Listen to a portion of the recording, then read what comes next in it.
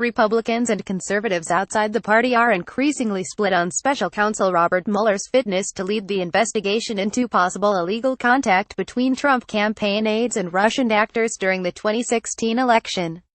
The fracture flared over the weekend, as it became clear that Mueller had filed indictments and arrests would probably be made on Monday. Before the confirmation of indictments against former Trump campaign chair Paul Manafort, Trump aide Rick Gates, and foreign policy advisor George Papadopoulos, at least one Republican congressman voiced support for Mueller. "I would encourage my Republican friends give the guy a chance to do his job," Trey Gowdy of South Carolina, chairman of the House Oversight Committee, said on Fox News. In a series of tweets on Monday, Indiana Representative Jim Banks said, "In light of today's indictments, we must continue to support and allow the integrity of the process to work." However, The Wall Street Journal, New York Post and Fox News, all owned by Rupert Murdoch, suggested Mueller ought to resign.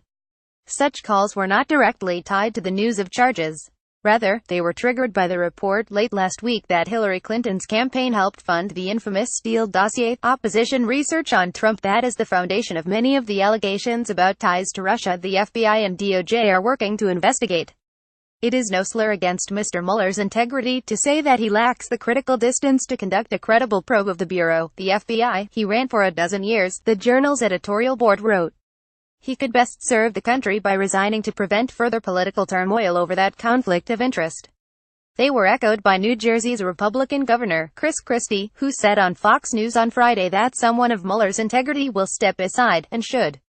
Essentially, Christie and others are arguing that any investigation into improper contacts between the U.S. and Russia needs to look at contact the Obama-era FBI might have had with Moscow actors, something Mueller, who served as FBI head for 4 years under Obama, could not do impartially.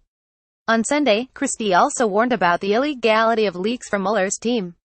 Russia investigation leaks absolutely against the law, says Christie. The timing of such complaints was hard to ignore.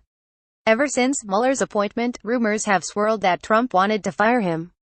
Trump has stated multiple times that he would not do so, but at the weekend he asked congressional Republicans to do something about the investigation, which he has routinely described as a witch hunt.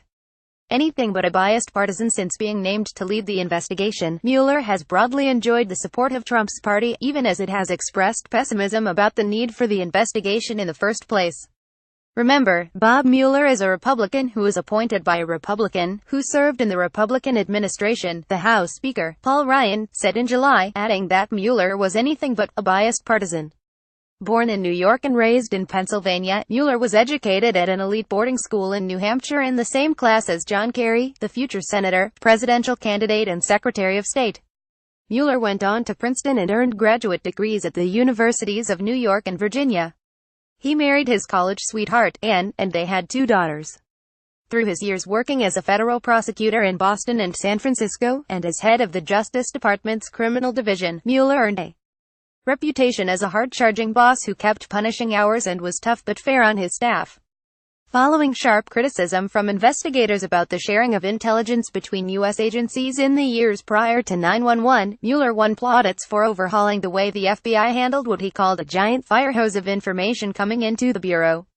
Friends know him as an unflashy and serious character, who reportedly flicks the lights at his home when it's time for people to leave a party. Bob Mueller is America's straightest arrow, his biographer, Garrett Graff, said this week. There's no hint of partisanship or politics on him. In 2010, after Mueller completed its special 2-year extension of the usual 10-year term for an FBI director, he was replaced by James Comey. Trump fired Comey in May, in what he has admitted was a move related to this Russia thing. That partially triggered the decision by the Deputy Attorney General, Rod Rosenstein, to appoint Mueller as special counsel. Mueller's service of presidents from both parties undoubtedly contributed to his selection. Eric Holder, a former attorney general under Obama, praised the selection and described him as incorruptible.